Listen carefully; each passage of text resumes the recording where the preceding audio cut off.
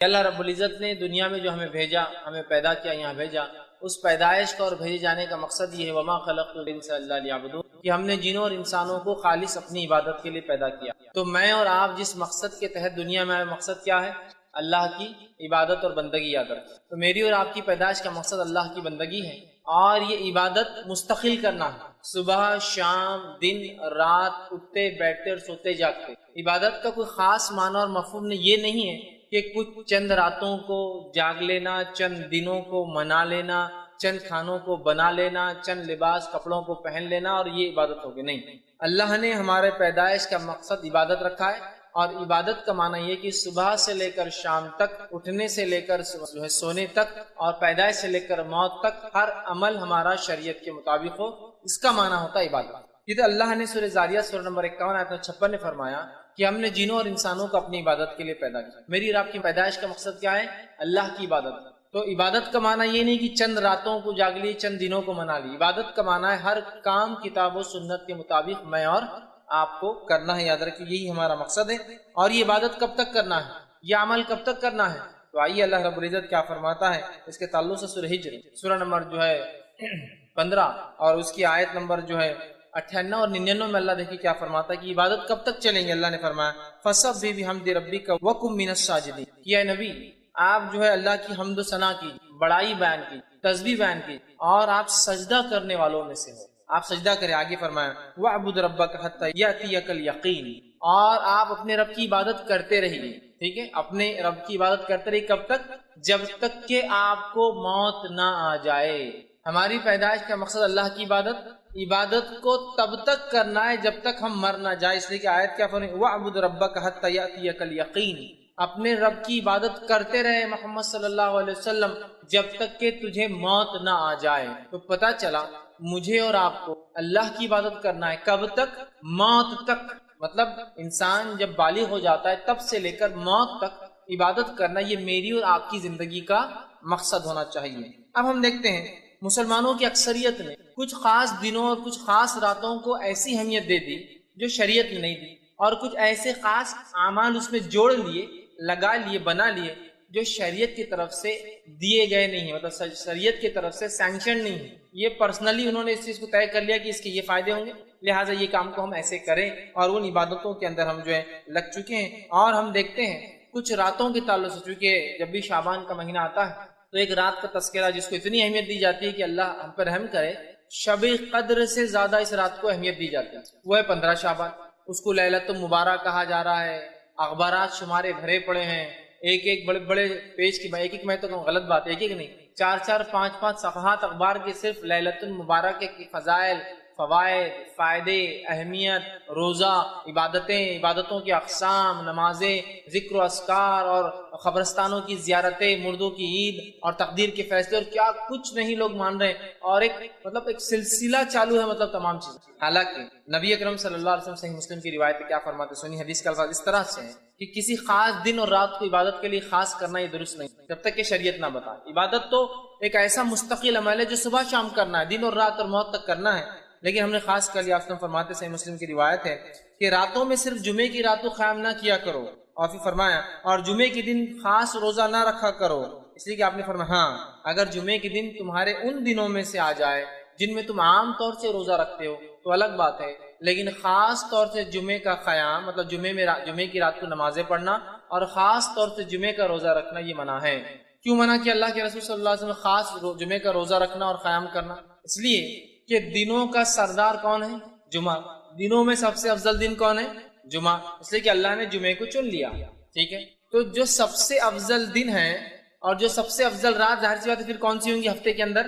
وہ جمعے کی ہوں گی۔ اگر ہفتے کا سب سے افضل دن جمعہ ہے تو ظاہر سی بات ہے سب سے افضل رات اور دن جمعے کا ہوں گا، یہ تو سردار ہے دنوں کا۔ اس لیے کہ اللہ نے دنیا اسی دن بنائی، آدم اسی دن پیدا ہوئے، ان کی توبہ اسی دن قبول ہوئی ہے نا، اور قیامت بھی اسی دن آنے والی ہے، صحیح مسلم کی روایت ہے۔ تو جمعہ ایک افضل دن ہے، اس کی رات سب سے افضل ہے ہفتے کے اندر، لیکن اس رات کو اور اس دن کو کہیں مسلمان خاص عبادت کے لیے نہ کر لے، اس لیے آپ ٹوک رہے ہیں، تاکید کرے کہ دیکھو جمعے کے دن خاص، جمعے کی رات اور دن عبادت نہ کرنا۔ خاص عبادت مطلب رات میں کہیں تم قیام نہ کرو کہ اب جمعہ ہے، سب سے افضل دن شروع ہونے والا کل، لہٰذا آج عبادت کرو، یا پھر تم خاص طور سے یہ نہ کرو کہ جمعے کے دن روزہ رکھا کرو اس لیے کہ ہفتے کا سب سے افضل دن. تو گویا یہ حدیث میں اگر کسی دن میں عبادت کی اور رات میں عبادت کی دی جا سکتی تھی خاص کرنے کی تو وہ کون سا دن ہوتا؟ جمعے کا ہوتا. تو اللہ کے رسول نے جڑی کاٹ دی خاص عبادت کہ کسی خاص دن اور رات کرنا. کہا جمعے کو عبادت نہ کرو خاص.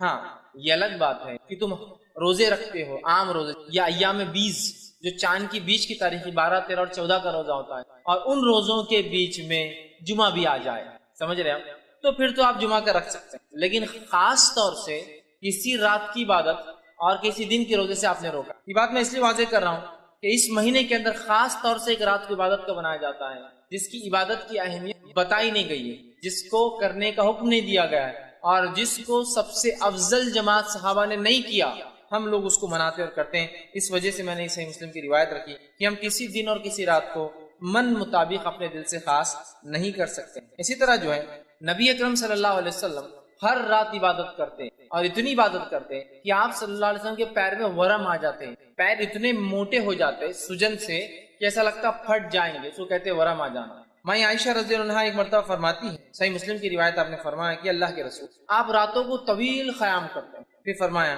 اور آپ کے پاؤں مبارک پھٹنے لگتے ہیں, موٹے ہو جاتے ہیں. تو آپ جو ہے حالانکہ آپ کو اللہ نے بخش دیا, آپ کے اگلے پچھلے گناہ معاف ہے, پھر کیوں اتنی آپ مشقت کرتے ہیں, پھر کیوں اتنی آپ عبادت کرتے ہیں؟ تو آپ صلی اللہ علیہ وسلم فرمایا اور کہا اے عائشہ کیا میں جو اللہ کا شکر گزار بندہ نہ بنوں؟ کہ عائشہ یہ بات تو ٹھیک ہے کہ میرے گناہ اللہ نے معاف کر دیے, اگلے پچھلے سب معاف ہے, لیکن کیا میں اللہ کا شکر گزار بندہ نہ بنوں؟ تو نبی اکرم صلی اللہ علیہ وسلم اللہ کے شکر میں اتنی عبادت کرتے اور ہر رات کرتے, خاص نہیں ہر رات کرتے. تو ظاہر سی بات ہے 15 کو بھی کرتے ہوں گے, ہر رات کرتے تھے لیکن خاص نہیں کیا آپ نے, یاد رکھیں. تو ہر رات کرتے, اتنی کرتے کہ آپ کے پہروں پر جو ہے سجن آ جاتی, یاد رکھیں, موٹے ہو جاتے. اسی طرح کی ایک روایت صحیح مسلم اور بخاری دونوں میں آتی متفق علیہ.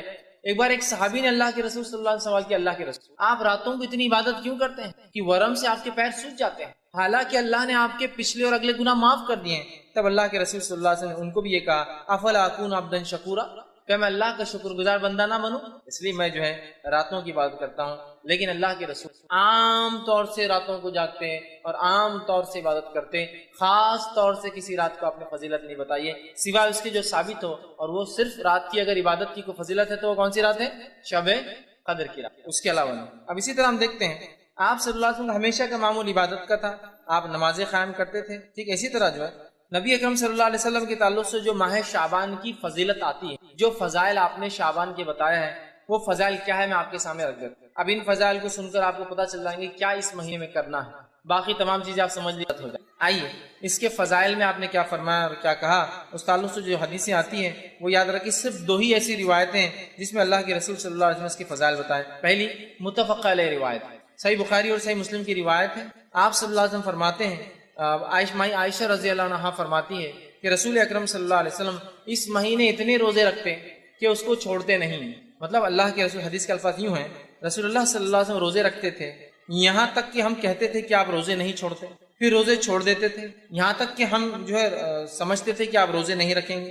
اور میں نے رسول اکرم صلی اللہ علیہ وسلم کو کبھی بھی کسی مہینے میں مکمل مہینے کے روزے رکھتے ہوئے نہیں دیکھے سوائے رمضان المبارک کے, اور اللہ کے رسول صلی اللہ علیہ وسلم کو شعبان سے زیادہ کسی مہینے کے روزے رکھتے ہوئے نہیں دیکھا گیا. تو پتہ چلا نبی اکرم صلی اللہ علیہ وسلم شعبان کا پورا مہینہ روزہ رکھتے تھے اور اس کے علاوہ رمضان کا رکھتے تھے, اور اس کے علاوہ کسی مہینے کے کمپلیٹ روزے آپ نہیں. تو یہ شعبان کی ایک فضیلت ہے کہ نبی اکرم صلی اللہ علیہ وسلم اس مہینے میں کمپلیٹ پورا مہینہ روزہ رکھتے ہیں. تو اگر کوئی شخص شعبان کو منانا چاہے, شعبان کی فضیلت کا فائدہ اٹھانا چاہے, تو اسے یہ کام کرنا چاہیے کہ جتنے ہو سکتے ہیں وہ شعبان میں روزے رکھے. لیکن تاکید یہاں یہ کروں گا کہ آپ کو اس چیز کا خیال رکھنا چاہیے کہیں ایسا نہ ہو کہ شعبان کے روزے کے چکر میں آپ رمضان خراب نہ کر دیں. مطلب آپ کو اگر کمزوری ہے, کوئی بیماری ہے, تو پھر مت رکھیے آپ شعبان کی, ورنہ کیا ہوگا آپ شعبان تو رکھ لیں گے رمضان خراب ہو جائیں گے. اس لیے لیکن اللہ کے رسول صلی اللہ علیہ وسلم اگر کسی مہینے کے مکمل روزے رکھتے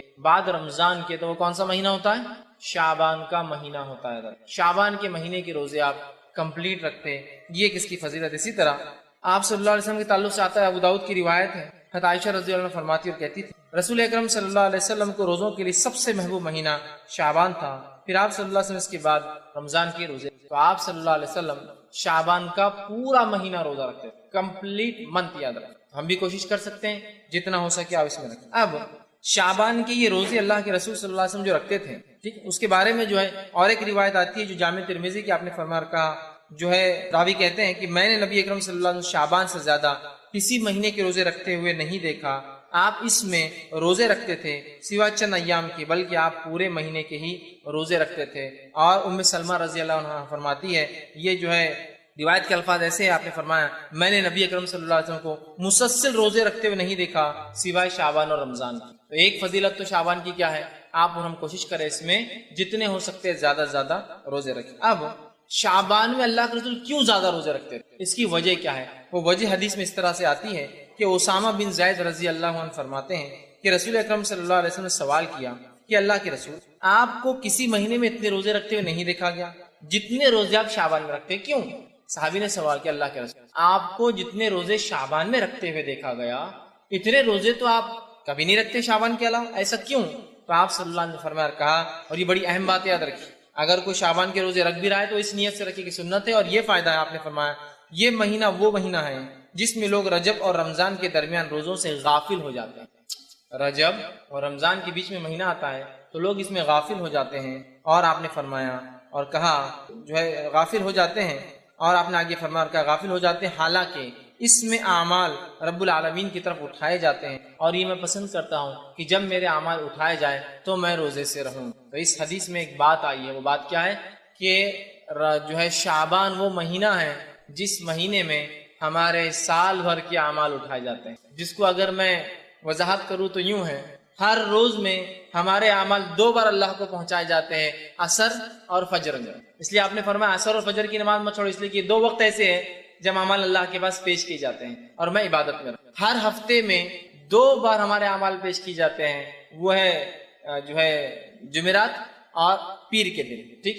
اسی طرح ہر سال میں ہمارے اعمال 1 بار اللہ کو پیش کیے جاتے ہیں، اور وہ مہینہ ہے جو ہے شعبان۔ شعبان میں اللہ کے پاس جو ہے ہمارے جو اعمال سالانہ پیش کیے جاتے ہیں، پیر اور جمعرات کو ہفتے واری پیش کیے جاتے ہیں، اور ہر روز میں جو عصر اور فجر پیش، مطلب فرشتوں کی شفٹ چینج ہوتی ہے اور نام اعمال پیش۔ تو کیا فائدے اور کیا فضائل ہے اس روزے کے کہ یہ مہینے کے اندر ہمارے اعمال اللہ کو پیش کیے جاتے ہیں۔ کیسے، کیوں، کیا کہ اللہ غافل ہے ہمارے اعمال سے؟ نہیں، اللہ سب جانتا ہے، پھر بھی اللہ نے فرشتوں کو تعینات کر رکھا ہے تاکہ فرشتے بھی گواہ ہو جائیں گے ہم پر کہ ہم نے دنیا میں کیا اعمال کیے، ٹھیک ہے۔ تو ہر سال ہمارے اعمال جو پیش کیا جاتا ہے، آپ نے فرمایا میں یہی چاہتا ہوں کہ جب میرے اعمال بھی پیش کیے جائیں نا تو میں جو ہے وہ روزے کی حالت میں رہوں، اس لیے کہ اللہ راضی ہوتا ہے نا عبادت سے، ٹھیک ہے۔ تو پہلا کام اس مہینے کی فضائل کیا ہے؟ روزے رکھیے۔ مقصد اور اس کے جو تعلق سے جو بات آتی ہے وہ کیا ہے، کیا ہوتا ہے اس مہینے کے کیے گئے عمل اللہ کے پاس جو ہے ہمارے اعمال پیش کیے جاتے ہیں، اور آپ نے فرمایا میں چاہتا ہوں کہ جب میرے اعمال جائیں تو میں اللہ کے پاس جو ہے روزے کی حالت میں رہوں۔ اور یاد رکھیے، لیکن یہ مہینہ حرمت والے مہینوں میں سے نہیں ہے۔ اعمال پیش کیے جاتے الگ بات ہے، لیکن یہ مہینہ حرمت والے مہینوں میں سے نہیں ہے۔ آئیے یہ اس کے فضائل، اتنے ہی فضائل رکھے جا سکتے ہیں اس مہینے کے تعلق سے کہ روزے رکھیے، کثرت سے رکھیے، پورے مہینے کی رکھیے، اور اللہ سے امید کیجیے کہ جب ہمیں نام عمل پیش کی جائے تو ہم دیکھیے حالت میں بس اگر ہم جو ہے شعبان کی فضیلت یہاں ختم کر دے تو معاملہ یہاں ختم ہے۔ لیکن ہماری بات تھی کہ کیا غلط ہوتا ہے وہ بھی ہم کو۔ اب اس مہینے میں جو سب سے بڑی غلطی امت کرتی ہے، جو ایک بدعت کو منایا جاتا ہے، اس حد تک منایا جاتا ہے، اس حد تک تیاریاں ہوتی ہے کہ ایسی تیاریاں شب قدر کی بھی نظر نہیں آتی، وہ ہے شب برات کو منانا۔ ایک رات جس کا نام شب برات رکھ دیا گیا، نفرت والی رات، نفرت کے اظہار کرنے والی رات، پتہ نہیں نام ایسا کیوں چنا۔ اور پہلے تو حال یہ تھا کہ شب برات کے بارے میں جب کہا گیا بھائی ایسا نام کیوں رکھا برات، نفرت کی رات، نفرت کے اظہار کی رات، جب عقل میں آ رہے بات تو صحیح ہے، یہ نام غلط دیا، فوراً نام چینج کر دیا، اب نیا لائے۔ قرآن سے ثابت ہے یہ رات، کیا اس کا نام ہے لیلۃ مبارکہ۔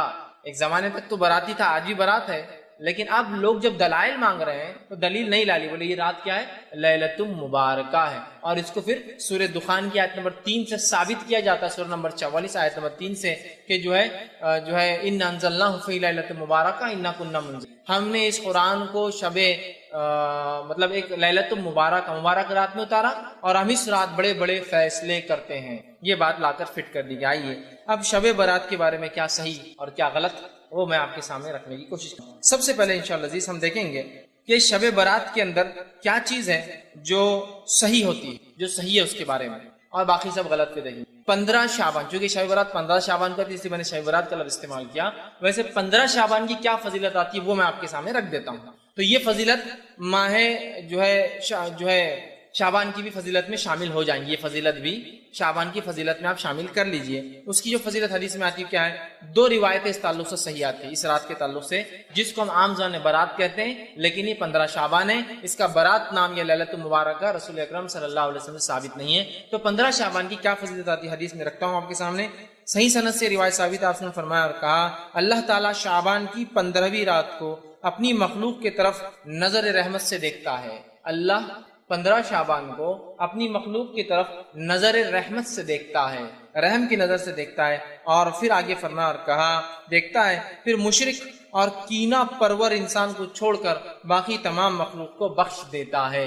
تو یہ شعبان کی فضیلت بھی ہے، اور 15 شعبان کی فضیلت، اللہ تعالیٰ 15 شعبان کو اپنے مخلوق کو نظر رحمت سے دیکھتا ہے اور 2 لوگوں کو چھوڑ کر سب کو بخش دیتا ہے۔ پہلا مشرک کافر، مطلب دوسرا کینہ پرور، جس کے دل میں دوسروں کے بارے میں بغض ہے، برائی ہے، حسد رکھتا ہے، جلن رکھتا ہے، یہ 2 لوگوں کی معافی نہیں ہوتی۔ یہ صحیح روایت ہے۔ دوسری حدیث اس طرح سے آتی ہے، اور جو ہے وہ حدیث اس طرح سے ہے کہ علامہ ناصر الالبانی نے اس کو جامع صحیح الجامع کے اندر روایت کیا کہ حدیث کے الفاظ اس طرح، بے شک اللہ تعالیٰ شعبان کی 15ویں رات کو اپنے بندوں پر رحمت سے نظر ڈالتا ہے، پھر مومنوں کو معاف کر دیتا ہے، کافروں کو ڈھیل دیتا ہے، اور کینہ پرور لوگوں کو چھوڑ دیتا ہے، یہاں تک کہ اپنے دلوں سے کینے کو نکال دے۔ تو کیا ہوتا ہے 15 شعبان کو؟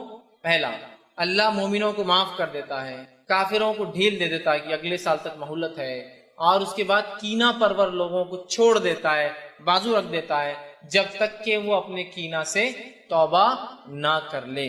تو یہ ہوتا ہے، اور یہ 2 صحیح روایتی آتی ہے 15 شعبان کی۔ اب بتائیے اس میں کہیں نماز کا تذکرہ ہے، کہیں روزے کا تذکرہ ہے؟ روزے تو آپ ہمیشہ رکھتے ہیں، نماز تو ہر رات پڑھتے ہیں اللہ کے رسول، تو یہاں بولنے کی ضرورت ہی نہیں۔ اور شعبان میں تو آپ خاص روزے رکھتے ہیں، ہے نا؟ رات کی عبادت تو آپ سال بھر زندگی بھر کرتے تھے، وہ بھی اب بولنے کی ضرورت نہیں۔ لیکن کیا صحابہ نے اس رات کو خاص منایا اور عبادت کی؟ تو رسول اللہ نے تو ہمیشہ ہی کیا، تو لہٰذا کوئی خاص اس رات کو تو ثابت نہیں کر سکتا، لیکن کوئی یہ بول سکتا ہے نا نہیں ہمیشہ کرتے تھے، مطلب اس رات بھی کرتے تو ہم بھی کر رہے ہیں۔ تو صحابہ نے کیا خاص کیا؟ نہیں، تو ہم خاص نہیں کر سکتے۔ یہ 2 روایتیں یاد رکھیے اس تعلق سے صحیح آتی ہیں۔ اب اس کے تعلق سے باقی جتنی روایتیں آتی یاد رکھیے وہ سب غلط ہے، اس مہینے کے تعلق سے بھی فضائل میں، اور اس کے علاوہ 15 شعبان کے تعلق سے۔ آئیے اس مہینے کے فضائل میں جو ضعیف اور موضوع روایتیں بیان کی جاتی ہیں، اس میں پہلی ہے کہ شعبان جو ہے میرا مہینہ ہے اور رمضان اللہ کا، رسول فرماتے شعبان میرا مہینہ اور رمضان اللہ کا مہینہ ہے، یہ روایت یاد رکھیے موضوع ہے۔ اس کے فضائل میں جو بیان کیا تھا یہ مہینہ اللہ کے رسول کا ہے، موضوع روایت۔ دوسری روایت جو اس مہینے کے تعلق سے بیان کی جاتی ہے وہ روایت اس طرح سے ہے، جس کو یوں بیان کیا جاتا ہے کہ رسول اللہ صلی اللہ علیہ وسلم، حدیث کے الفاظ اس طرح سے میں عائشہ کے تعلق سے فرمایا تھا، عائشہ نے فرمایا کہ اللہ کے رسول صلی اللہ علیہ وسلم ان کے پاس آئے اور اچانک وہاں سے نکل کر چلے گئے۔ حضرت عائشہ پیچھے کے مطلب اللہ کے رسول ایک مرتبہ حضرت عائشہ کے پاس آئے، سوئے اور اچانک اٹھ کر چلے گئے۔ میں عائشہ وہ روایت کے الفاظ ایسے جو کہ یاد رکھیے ضعیف ہے، ٹھیک ہے، اور یہ روایت جو ہے ابن ماجہ کی ہے۔ اللہ کے رسول رات اٹھے اور چلے گئے، میں عائشہ خاموش ان کے پیچھے دوڑتی گئی اور دیکھتی ہے کہ آپ بقیع میں گئے۔ بقیع میں جانے کے بعد آپ نے جو ہے ان کے لیے دعا کی، اور جو ہے دعا کرنے کے بعد گھر واپس آئے۔ میں عائشہ رضی اللہ عنہا جو پیچھے گئی تھی، اللہ کے رسول نے دیکھ لیا، آ کر پوچھا کہ عائشہ تمہیں ایسا اندیشہ تھا کہ اللہ اور اس کا رسول تم پر ظلم کریں گے؟ مطلب ایسی کوئی بات ہے جو تم کو نہیں بتائیں گے اور خاموشی سے عبادت کر لیں گے؟ تو انہوں نے کہا اللہ کے رسول صلی اللہ علیہ وسلم مجھے یہ شک ہوا کہ آپ شاید اپنی دوسری بیویوں کے پاس گئے ہیں، لہٰذا میں پیچھے آئی۔ تب اللہ کے رسول ان سے کہا، لیکن یہ روایت ضعیف ہے، فرمایا اور الفاظ یوں ہیں اس طرح سے، بے شک اللہ تبارک و تعالیٰ شعبان کی 15ویں رات کو آسمان دنیا پہ اترتا ہے، پھر اتنے لوگوں کی مغفرت کر دیتا ہے جتنے بنو کل کی بکریوں کے بال ہے۔ یہ روایت یاد رکھیے لیکن صحیح نہیں ہے، ضعیف ہے، کہ وہ اللہ کے رسول آئے ہیں، عائشہ سو رہی تھی، اٹھ کر گئے، وہ پیچھے گئی، آپ بقیع میں گئے، جنت البقیع جو قبرستان ہے، بقیع غرقد قبرستان ہے، آپ نے دعا کی، پھر اللہ کے رسول پلٹے تو بھاگ کر آئی، آ کر سو گئی۔ اللہ کے رسول سے پوچھا کیا تم مجھ پر شک کرتی ہو؟ تو کہا نہیں، بس مجھے ایسا لگا کہ آپ دوسرے بیویوں کے پاس تو نہیں چلے گئے، مطلب اللہ کے رسول ناانصافی کر رہے تھے، حدیث کے مطابق ضعیف روایت۔ پھر آ کے سو گئے، کہا مجھے ڈر تھا کہ آپ شاید دوسری بیوی کے پاس چلے گئے. پھر اللہ کے رسول نے کہا نہیں، میں تو اس لیے گیا کہ آج کی رات اللہ اتنے لوگوں کی مغفرت کرتا ہے جتنے بنو بکریاں ہوتی ہیں. یہ روایت ضعیف ہے، جبکہ صحیح حدیث میں کیا الفاظ آ چکے ہیں، اللہ تمام مومنوں کو بخش دیتا ہے. اب کیا خاص ہے، بکریوں کے بالوں کے برابر تو ایک لمٹ ہو گیا نا، تمام مومنوں کو بخش دیتا حدیث کے الفاظ، اور وہ صحیح ہے، اور اس کے مقابلے میں یہ ضعیف روایت ہے. اسی طرح جو ہے نبی اکرم صلی اللہ علیہ وسلم سے جو بات صحیح سند سے ثابت ہے اس واقعے کے تعلق سے، وہ کیا ہے میں آپ کو بتا. اس واقعے میں یہ سب باتیں ہیں جو اس واقعے میں تھی، سوائے وہ شک کرنے کا معاملہ چھوڑ کہ میں جو آپ دوسری بیوی کے پاس گئے، سب باتیں ہیں. لیکن 15 شعبان کا کہیں لفظ نہیں، یہ بات خاص ہے. بہت سے لوگ بولتے دیکھو آپ نے اس حدیث کو صحیح بولانا، صحیح مسلم میں روایت آتی ہے. 15 شعبان خاص نہیں، اس میں کیا الفاظ آئیے میں آپ کو سناتا ہوں. میں عائشہ رضی اللہ عنہا جو ہے کہ حجرے میں اللہ کے رسول سو رہے تھے. حضرت عائشہ کا بیان ہے کہ نبی صلی اللہ علیہ وسلم ایک رات اٹھے، میرے پاس تھے، اور جو ہے آپ جو چادر اوڑے ہوئے تھے وہ بازو رکھی اور جوتوں کو اتارا اور انہیں اپنے ساتھ، مطلب آپ آئے، جوتے اتارے، چادر جو حضرت عائشہ اوڑی ہوئی تھی اس کو آگے بچھایا اور اس کے اوپر لیٹ گئے، میرے سر کے پاس آپ کا سر تھا. اس کے بعد وہ کہتی ہے ابھی کچھ دیر گزری تھی کہ آپ صلی اللہ علیہ وسلم نے یہ سمجھا کہ میں سو گئی ہوں. آپ آہستہ سے اٹھے، اٹھ کر چادر اٹھا کر اتاری، جوتا پہنا اور دروازہ کھول کر باہر نکلے. پھر دروازہ آہستہ سے بند کر دیا. میں اٹھی اور اپنے جو ہے سر میں چادر کو میں نے سر پر اوڑا اور دوپٹہ اوڑا اور اپنی چادر لپیٹ کے میں بھی ان کے پیچھے جو ہے نکل پڑی، پیچھے چل پڑی. آپ صلی اللہ علیہ وسلم بقی پہنچے، بقی میں کافی دیر تک کھڑے رہے. وہاں اپنے 2 سے 3 مرتبہ ہاتھوں کو آسمان کی طرف بلند کیا. وہاں آپ کچھ دعائیں کر رہے تھے. اس کے بعد اللہ کے رسول دعا کر کے پلٹے. پھر میں بھی پلٹی. اللہ کے رسول تھوڑا تیز چلے تو میں بھی تیز بھاگی کہ جلدی پہنچوں. آپ ہلو ہوتے تو میں بھی ہلو ہوتی اور میں گھر میں آئی اور آ کر جلدی سے بستر پر سو گئی. چونکہ اللہ کے رسول کافی تیز چل رہے تھے، میں بھی تیز آئی تو میری سانس پھول رہی تھی، سینہ اوپر نیچے ہو رہا. پھر وہ کہتی ہے آپ صلی اللہ علیہ وسلم میری طرف دیکھا، فرمایا عائشہ تمہیں کیا ہوا ہے، تمہاری سانس کیوں پھول؟ تو فرمایا میں نے کہا کچھ نہیں، کوئی بات نہیں، ویسی سانس پھول رہی میری. پھر اللہ کے رسول نے فرمایا یا تو تم خبر دو یا مجھے بتا دو یا مجھے اللہ تبارک و تعالیٰ جو باریک بین ہے وہ اوپر سے وہی بھیج دیں گا تم کیا کر رہی تھی. مطلب یا تو تم بول دو کیا ہوا یا تو اللہ ہم کو بتا دیں گا وہی کے ذریعے. تب آپ نے فرمایا اور کہا میں نے کہا میری ماں باپ آپ پر قربان، پھر میں آپ کو سب بتا دیتی ہوں، ضرورت نہیں آپ کو کسی سے جبرائیل علیہ السلام سے پوچھنے کی، میں پھر آپ کو بتا دیتی ہوں کیا ہوا.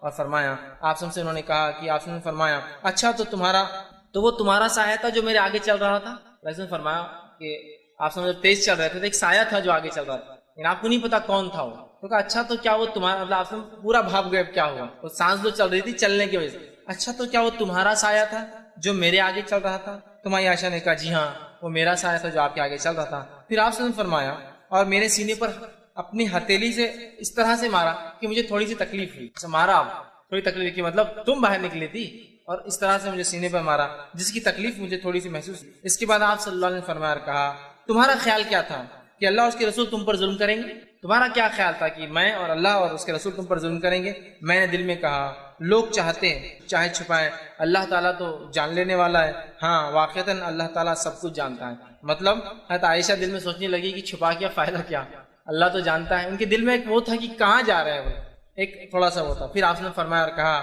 حدیث کے الفاظ صحیح مسلم کی روایت ہے جو پڑھ رہا ہوں یہ صحیح ہے. آپ نے فرمایا اور کہا جب تم نے دیکھا تو اس وقت میرے پاس جبرائیل علیہ السلام آئے. اب سنو کیا ہوا تھا. جب تم نے مجھے دیکھا میں اٹھ کر جا رہا ہوں تو جبرائیل میرے پاس آئے تھے اور انہوں نے تم سے چھپتے ہوئے مجھے آہستہ سے آواز دی، تو میں نے بھی تم سے چھپاتے ہوئے ان کو آہستہ سے جواب دیا. لیکن جبرائیل ہمارے کمرے میں داخل نہیں ہو سکتے تھے اس لیے کہ تم نے پورے کپڑے پہنے ہوئے نہیں تھے، لہٰذا وہ باہر رکے ہوئے تھے اور وہ مجھے آہستہ سے کلام کر رہے تھے. میں آہستہ سے جواب دے رہا تھا اور جو ہے انہوں نے مجھے جگایا اور مجھے جو ہے خوف تھا، چونکہ مجھے ایسا لگا تم سو رہی ہو تو مجھے خوف تھا کہ تم نیند سے اٹھ نہ جاؤ، اس لیے میں نے تمہیں نہیں جگایا اور خاموشی چلا گیا. اور میں نے خاموشی سے اس لیے گیا کہ تم اکیلے رہنے سے ڈرتی ہو، مجھے پتا ہے رات میں، لہٰذا میں نے چپکے سے دروازہ بند کیا کہیں تم اٹھ نہ جاؤ. مطلب اللہ کے رسول سمجھ جاتے ہیں کہ وہ سو رہی ہے لیکن وہ سو نہیں رہتی. حدیث سے یہ پتا چل اللہ کے رسول صلی اللہ علیہ وسلم غائب کا علم نہیں تھا، ورنہ آپ کو پتا چل جاتا تھا کہ عائشہ سو رہی ہے نہیں سو رہی ہے، پیچھے کون تھا آگے کون تھا. بہرحال تو مجھے لگا اور تم ڈرتی ہو اس لیے میں نے سوچا کہ تم خوف میں مبتلا نہ ہو جاؤ، خاموشی چلا گیا. جبرائیل علیہ السلام نے مجھ سے کہا کہ آپ کے رب نے حکم دیا ہے کہ آپ اہل بقی کے پاس جائیں اور وہاں جا کے ان کے لیے مغفرت کی دعا کرے. میں عائشہ رضی اللہ عنہا انہوں نے کہا اور فرمایا میں نے اس کے لیے کیسے دعا کروں؟ حضرت عائشہ نے کہا کیا میں ان کے لیے کیسے دعا کروں؟ آپ نے تو دعا کر لی. پھر اللہ کے رسول صلی اللہ علیہ وسلم نے فرمایا اور کہا ان کے لیے تم دعا کیا کرو اور ایک دعا جو ہے سکھائی. یہ صحیح ان کی روایت ہے. اس حدیث میں جو صحیح ہے نہ کوئی تذکرہ ہے کہ وہ جو ہے مہینہ کون سا تھا، اور نہ ہی تذکرہ ہے کہ 15 شعبان کی فضیلت میں آپ نے یہ بیان کیا. یہ صحیح روایت ہے. پہلے جو روایت تھی ترمذی ابن ماجہ کی، وہ ضعیف روایت تھی جس میں 15 شعبان کا تذکرہ ہے، جبکہ صحیح روایت صحیح مسلم کی ہے جس کے اندر کوئی شعبان کا تذکرہ اور کوئی 15 شعبان کا تذکرہ نہیں ہے. یاد رکھ، ٹھیک ہے. یہ کوئی رات تھی. اس کے تعلق سے شرح میں محدثین لکھتے ہیں یہ رات جس رات اللہ کے رسول بقیع گئے تھے اور یہ واقعہ ہوا، یہ آپ کی وفات سے 5 دن پہلے کا واقعہ ہے.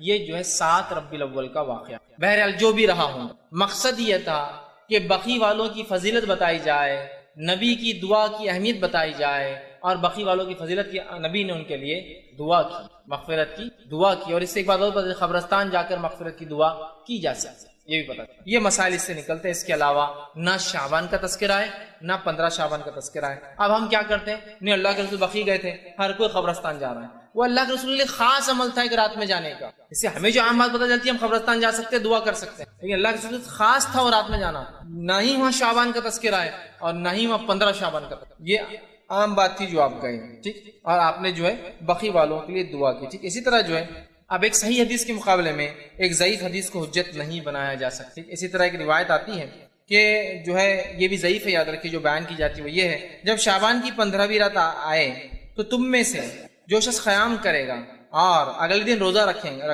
کیونکہ اس رات کی شام سے ہی اللہ تعالیٰ آسمانی دنیا پر جو ہے جلوہ افروز ہو جاتا ہے.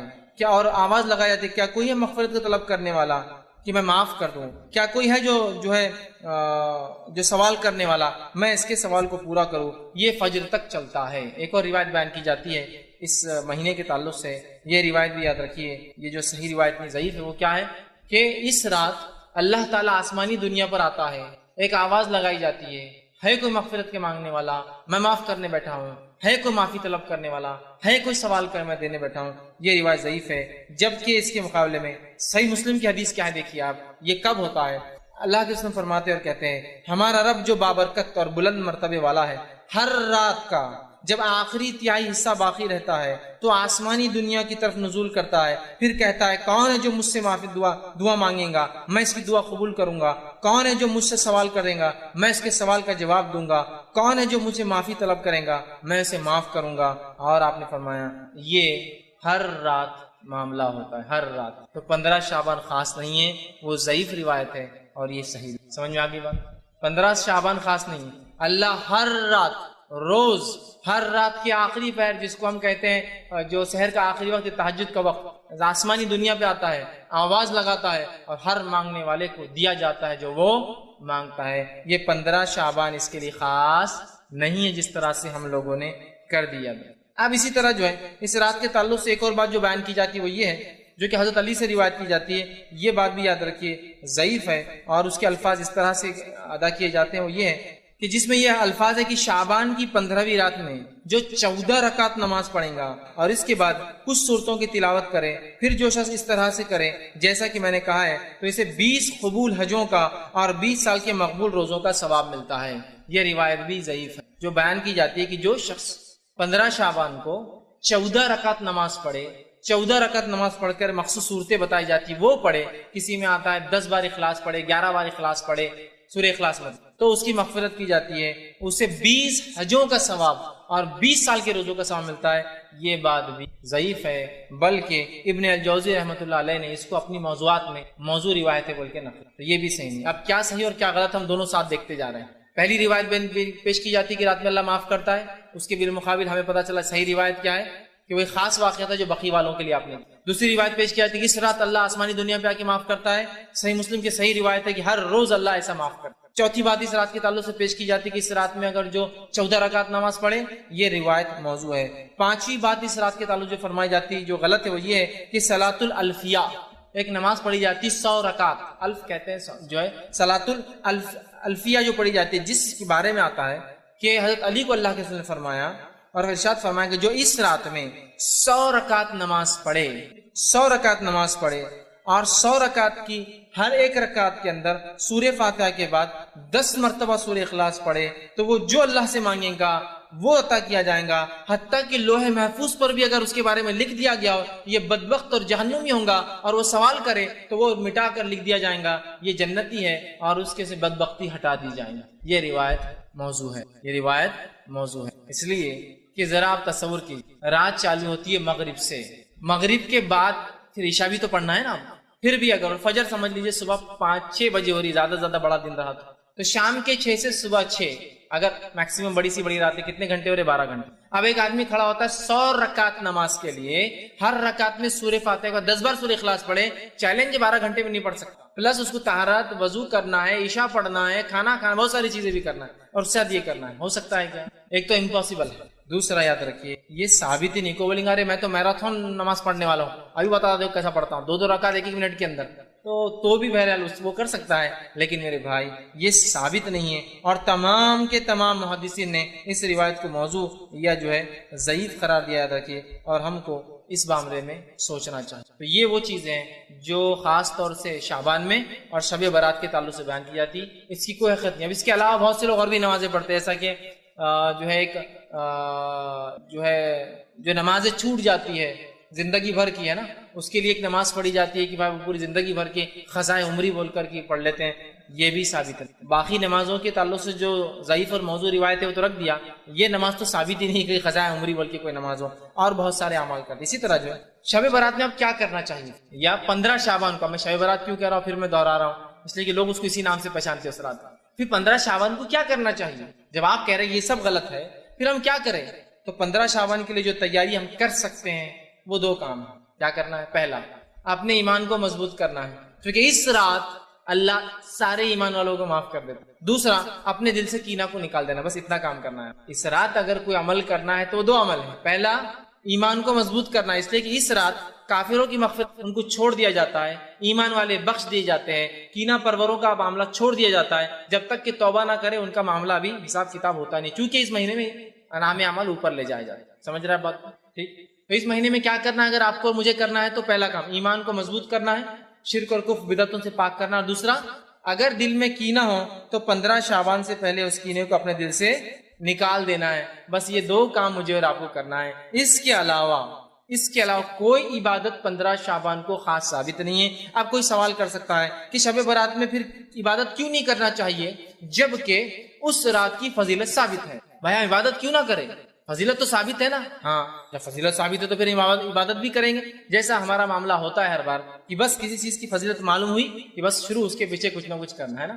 مکہ چلے گئے، فضیلت معلوم، کھود کر لا رہے ہیں، توڑ کر لا رہے ہیں، چپکا کے لا رہے ہیں، گھس کر لا رہے ہیں۔ مدینہ میں ثابت ہوئی کوئی فضیلت، لوٹ رہے ہیں ہے نا، کیا کیا کر رہے ہیں، چپکا رہے ہیں، کھا رہے ہیں، پی رہے ہیں۔ فضیلت معلوم ہوئی کہ ہم لوگوں کو بس لگتا ہے فضیلت مطلب اس کو کچھ تو بھی کھانا ہے، لوٹنا ہے، بابرکت ہے، وہ کرتے۔ بہت سے لوگ سوال کرتے ہیں فضیلت ہے تو کیوں نہیں اس کو منایا جائے؟ بہت اچھا سوال، جبکہ اللہ کے رسول تو رات میں عبادت کرتے تھے نا، ہاں ہمیشہ کرتے، تو یہ رات میں بھی کرتے ہوں گے۔